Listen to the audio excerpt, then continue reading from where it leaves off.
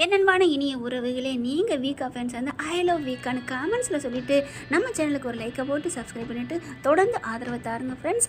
வாங்க இப்போ நம்ம வீடியோக்குள்ளே போகலாம். விஜய் வந்து காணாமல் போயிடறாங்க இல்லையா? இங்கே காவேரி தவிக்கிறாங்க. வீட்டில் எல்லாருமே துடிக்கிறாங்க விஜய் காணான்னு சொல்லிட்டு. ஏன்னா வீடே கலகலன்னு வச்சுருந்தாங்க இல்லையா?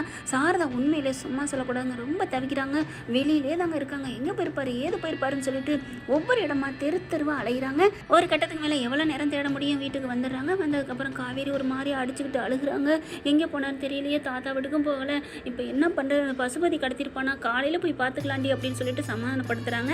அடுத்து பார்த்தீங்கன்னா, நீ இங்கே படுத்துக்கடி, நீ ஏண்டி அங்கே போகிற அப்படிங்கிறாங்க. இல்லைம்மா நான் அங்கே போகிறேம்மா அப்படின்னு காவேரி சொல்ல, பாட்டிலேருந்து எல்லாருமே ஏய் வேணாம் இங்கே இரு அப்படிங்கிறாங்க. இல்லை அவர் வருவார், கண்டிப்பாக என்னை விட்டுட்டு அவரால் இருக்க முடியாது, கண்டிப்பாக வருவார், அதுக்காக நான் அங்கே தான் போவேன். சரிடி வந்தப்பறம் போய்க்க அப்படிங்கிறாங்க. இல்லைம்மா நான் போகிறேன் அப்படின்னு சொல்லிட்டு கிளம்புறாங்க. சாப்பிடவும் இல்லைங்க, சாப்பிடாமே போய் படுக்க போகிறாங்க. கொஞ்சம் பாலாவது கொடுத்துட்டு போடி, வேணாமா அப்படின்னு சொல்லிட்டு போகிறாங்க.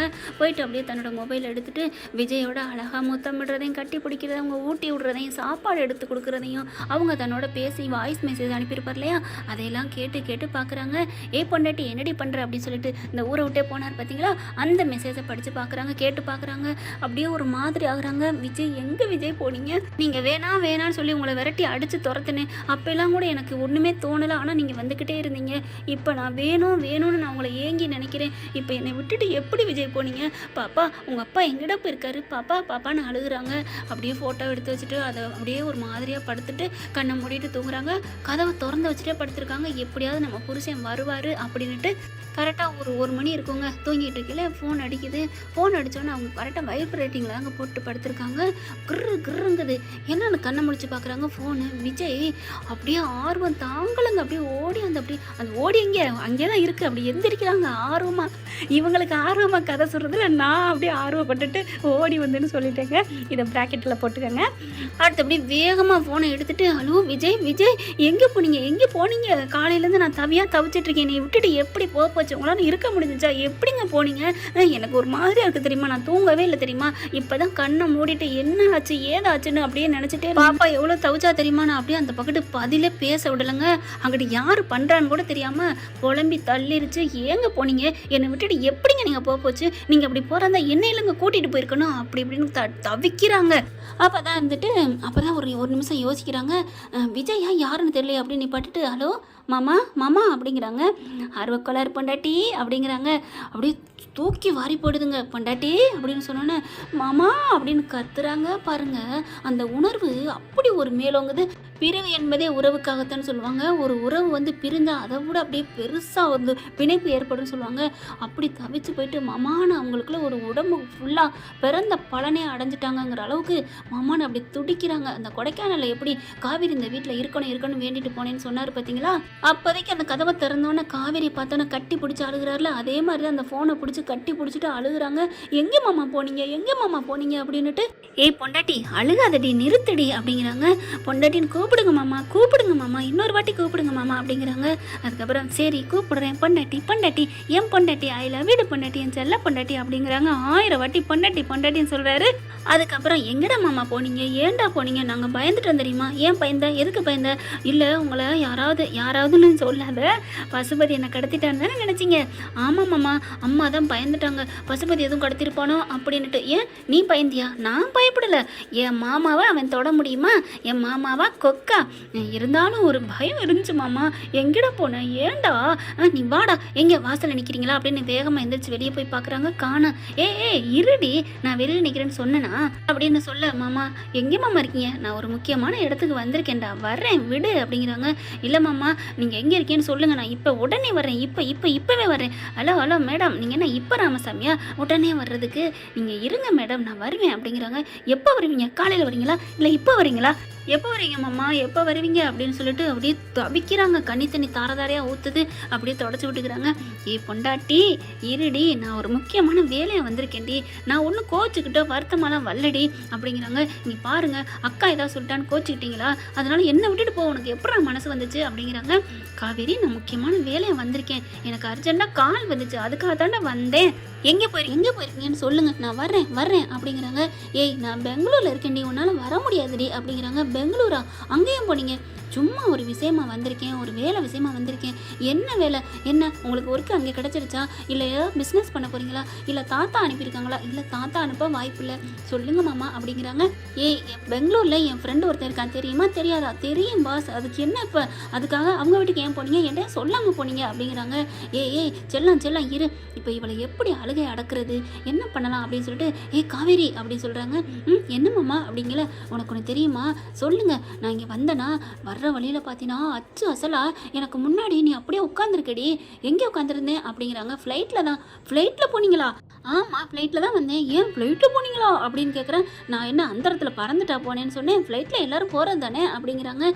ஃப்ளைட்டும் அந்தரத்தில் தான் போகும் தெரியுமா அப்படின்னு சொன்ன கையோட அப்பாடா என் பொண்டாட்டி காமெடி பேச ஆரம்பிச்சிட்டாங்க அப்படிங்கிறாரு. விடுங்க, பேச்செல்லாம் மாற்றாதீங்க, எங்கே போனீங்க அப்படிங்கிறாங்க. பதிலுக்கு வாங்க. கரெக்டாக ஆரம்பிப்பாளே, கரெக்டாக கேட்பாளே அப்படின்னு சொல்லிட்டு நான் ஃப்ளைட்டில் வந்துட்டு இருந்தேன்டி. சரி. அப்போ ஏத்தாப்பில் பார்த்தா அசல் அப்படியே தலை ஹேர் ஸ்டைல்லேருந்து அச்சு அசல் ஒன்றை மாதிரியே இருந்துச்சு. தலையை பார்த்துட்டு என்ன மாதிரி இருந்துச்சா? ஆமாடா. அப்புறம் என்ன பண்ணீங்க? தலையை வருடி கொடுத்தீங்களா? ஏய் பக்கி, ஆளப்பாரு. ஒரு யோசனை தோணுச்சு, நம்ம பொண்டாட்டி மாதிரி ஏழு பேர் உலகத்தில் இருப்பாங்கன்னு சொல்லுவாங்க இல்லையா, அந்த மாதிரி இருக்குமான்ட்டு மெல்ல எந்திரிச்சு அப்படி போய் பார்க்குறேன். அச்சோ சொல்லி என் பொண்டாட்டி காவேரியே தான் அப்படின்னு சொன்னோன்னே, நிஜமாவா? என்னப்பா சொல்கிறீங்க? ஆமாடா, என்னால் தாங்க முடியல தெரியுமா. எனக்கு அப்படியே டக்குன்னு போயிட்டு உடனே ஏதாவது கற்பனை பண்ணாத, நீங்கள் காவேரி மாதிரி இருக்கீங்க, என் பொண்டாட்டி மாதிரி இருக்கீங்க அப்படின்னு சொல்லி கேட்போம்னு நினச்சேன்னா, சரி கேட்டிங்களா கேட்கலையா, அதுக்குள்ளே ஆள் வந்துருச்சு. அப்புறமா என்ன பண்ணிட்டேன், உட்காந்துட்டேன். யார் வந்தா? ஒரு பாப்பா தான் அங்கிட்டு ஓடிக்கிட்டு இருந்துச்சு, அதனால் பின்னாடி போய் உட்காந்துட்டேன். அதுக்கப்புறம் என்ன பண்ணீங்க? அதுக்கப்புறம் மறுபடியும் போயிட்டு பார்த்துட்டே இருந்தேன். அவங்க பாட்டுக்க என்ன பார்க்குறீங்க அப்படின்னு கேட்டாங்க. எனக்கு பயம் வந்துருச்சு. சரி அப்புறம் சும்மா விடுவேனா என்ன? என் பொண்டாட்டி அச்சு அசலாம் உரிச்சு வச்சிருக்கிற அந்த பிள்ளைய நான் பேசாமல் விடுவேனா? அதுக்கப்புறம் எக்ஸ்கியூஸ் மீ மேடம், உங்கள் பேர் என்ன அப்படின்னு கேட்டேன். சரி அவங்க பேர் என்ன சொன்னாங்க? பேரை சொன்ன கேட்டா நீ எல்லாம் ஆச்சரியப்பட்டு போயிடுவா காவேரி. என்னம்மாம்மா சொல்கிறீங்க? ஆமாம், என்ன பேர் உங்கள் பேர் அப்படிங்கிறாங்க. விஜயா அப்படிங்கிறாங்களா? விஜயாவா? அதுக்கெல்லாம் என்ன ஆச்சரியம்? உருவத்திலையும் சரி, பேச்சுலையும் சரி, குணத்துலையும் சரி அச்சேசல் ஒன்றை மாதிரி இருக்குடா. என்னம்மாம்மா சொல்கிறீங்க? பேரை சொல்லுங்கள். அவங்க பேர் என்ன சொன்னாங்க தெரியுமா? என்ன பேர்? மை நேம் இஸ் காவேரி அப்படிங்கிறாங்க. என்னம்மாம்மா சொல்கிறீங்க? அப்படி என்னமா இருந்துச்சா? காவேரி சொன்னாங்களா? ஆமாடா, நான் பொய்யா சொல்கிறேன் அப்படிங்கிறாரு. சரி அப்புறம் அப்படிங்கிறாங்க. என்ன அப்புறம்னா? அப்புறம் நான் சும்மா விடுவேனா என்ன? என் பொண்டாட்டி மாதிரியே நீங்கள் இருக்கீங்க அப்படின்னு. இஸ் இட் அப்படிங்கிறாங்க. அப்புறம் ஏமாம்மா அவங்க என்ன வெள்ளைக்காரங்களா, இங்கிலீஷ்லேயே பேசுகிறாங்களே அப்படின்னு கேட்க, அப்படியெல்லாம் இல்லைடா, என்னமோ தெரில, அவங்க இங்கிலீஷ்லேயே பேசினாங்க, என் பேர் காவேரின்னாங்க. அப்போ தான் நான் சொன்னேன் என் பொண்டாட்டி மாதிரியே அப்படியே இருக்கீங்க அப்படின்னு. உன் ஃபோட்டோ எடுத்து காமிச்சேன்னா அவங்க அப்படி வாவ் யார் இது என்ன மாதிரி இருக்குது அப்படின்னு சொல்லிட்டாங்க. அப்புறம் என்ன பண்ணாங்க? இருங்க மாமா, நீங்கள் நிஜம்தான் சொல்கிறீங்களா பொய் சொல்கிறீங்களா? நீ இப்படி பொய் சொல்வேன்னு தெரிஞ்சுதா அவங்க கூட நான் செல்ஃபி எடுத்து வச்சுருக்கேன் தெரியுமா? அப்படியா, செல்ஃபி எடுத்தீங்களா? எங்கே எனக்கு அனுப்பி விடுங்க அப்படின்னு சொல்கிறாங்களா? இரு உனக்கு அனுப்பி விடுறேன் அப்படின்னு அனுப்பி விடுறாரா? அனுப்பி விட்டுட்டு பாரு அப்படிங்கிறாங்க. பார்க்குறது இருக்கட்டும் மாமா, இப்போ இந்நேரம் வரைக்கும் என்ன பண்ணீங்க? இப்போ எனக்கு கால் பண்ணீங்க அப்படிங்கிறாங்க. ஏன்டி கேட்குற, நான் போய் இறங்கிட்டேனா? நீ ஃபோட்டோ பாரு அப்படிங்கிறாங்க. ஃபோட்டோ பார்க்குறது இருக்கட்டும், நீங்கள் சொல்லுங்கள், இப்போ மட்டும் எப்படி நினப்பு வந்துச்சு? ஏம்மா கேட்குற, என்னால் தூங்கவே முடியலை. நின்னா உன் நினப்பு, படுத்தா உன் நினப்பு. உனக்கு ஒன்று தெரியுமா? தலகனியை பிடிச்சி இருக்க கட்டி பிடிச்சி உனக்கு கிஸ் கொடுக்குறதா நினச்சி தலகனியை கடிச்சிட்டேன்டி என் செல்லா குட்டி அப்படிங்கிறாங்க. இருக்கட்டும் அப்படின்னு சொல்லிட்டு அதுக்கப்புறம் ஃபோட்டோ பாரு அப்படிங்கிறாங்க. ஃபோட்டோ பார்க்குறாங்க. வாவ் என்னங்க மாமா, அப்படி என்ன மாதிரி அச்சு அசலாக இருக்குது, அதாண்டி நான் சொன்னேன் அப்படின்னு சொன்ன கையோட மாமா அப்படின்னு ஃபோட்டோ பார்த்துட்டு, டே போங்கு என்னடா பண்ணுற, என்கிட்டே ஆட்டையை போட பார்க்குறியாடா அப்படின்னு சொல்ல. நான் என்னடி பண்ணேன்? அந்த பொண்ணு என்ன மாதிரியே முருகன் டாலருமா போட்டிருக்கோம் அப்படின்னு சொன்னோன்னே, ஐயையோ மண்டை மேலே இருக்க கொண்டையை மறந்துட்டோமே அப்படிங்கிற மாதிரி விட்டு ஃபோட்டோவே அனுப்பிவிட்டேனே. ஆமாங்க, ஆமாம், விஜய் என்ன பண்ணிட்டாரு, விஜய் காவேரி 2 பேரும் சேர்ந்து எடுத்த ஃபோட்டோ வந்தாங்க அனுப்பியிருக்காரு. அவங்க காவேரின்னு ஒருத்தங்களை பார்க்கவே இல்லை. அவங்களோட பிரெயினை யூஸ் பண்ணி காவேரியை திசந்திருப்பணும் அப்படிங்கிறக்காண்டி ஒரு பொய்ய சொல்லாரா. ஆனால் நம்ம ஆள் யார், சூறக்கொட்டை சிங்கக்குட்டி இல்லை, கண்டுபிடிச்சிடுறாங்க. கரெக்டாக இருக்க சொல்லிவிடுறாங்க. மாமா என் ஃபோட்டோவோட எடுத்ததை எனக்கு அனுப்பிவிட்டு இன்னொரு பொண்ணு என்ன மாதிரி இருக்கா, அது எப்படி அச்சு அசல் என் குணம் அப்படியே வா அப்படிங்கல. ஆமாண்டி, நான் உன்னைத்தானே நினச்சிக்கிட்டு சொன்னேன், அப்போ உன் குணத்தை தானே நான் சொல்ல முடியும் அப்படிங்கிறாங்க. மாமா அப்படின்னு சொல்லிட்டு கத்துறாரு. என்ன மாமா கத்துறீங்க அப்படின்னு கேட்குறாங்க. நீ என் காதை பிடிச்சி திருண்ண தானே, அதான் எனக்கு வலிச்சுச்சுடி அப்படிங்கிறாங்க. நான் இங்கே திருண்ணது உங்களுக்கு எப்படி தெரியும்? உன் கண்ணு அப்படியே அசைவு தெரியுது, உன் உதட்ட கடிக்கிறது எல்லாமே எனக்கு தெரியுதே, அதுதான் எனக்கு காது வலிச்சிச்சு அப்படிங்கிறாங்களா. பேச்செல்லாம் மாற்றாதடா, எங்கடா போயிருக்கிற, என்னடா பண்ணுற அப்படின்னு மறுபடியும் ஆரம்பிக்க, ஆஹா ஆரம்பித்த இடத்துக்கே வந்துட்டாலே அப்படின்னு சொல்லிட்டு, இரு உனக்கு இன்னும் 2 நாள் சொல்கிறேன், முக்கியமான வேலையாக வந்திருக்கேன் அப்படிங்கிறாங்க. முடியவே முடியாது, எனக்கு காலையில் நீங்கள் வந்து இங்கே இருக்கிறீங்க, இல்லைன்னு வைங்களேன் நான் அங்கே வந்து நிற்பேன். எப்படிங்க வருவீங்க, அது எப்படியே வருவேன் அப்படின்னு காவேரி சொல்கிறாங்க. அதுக்கப்புறம் அப்படியே விடியவே பேசிகிட்டு இருக்காங்க. ஓகே ஃப்ரெண்ட், பார்க்கலாம் இதன் தொடர்ச்சி அடுத்த பகுதியில். இந்த பதிவு உங்களுக்கு பிடிச்சிருந்துச்சுன்னா உங்கள் பொண்ணான கையில் ஒரு லைக்கை போட்டு சப்ஸ்கிரைப் பண்ணிடுங்க. Thank you friends.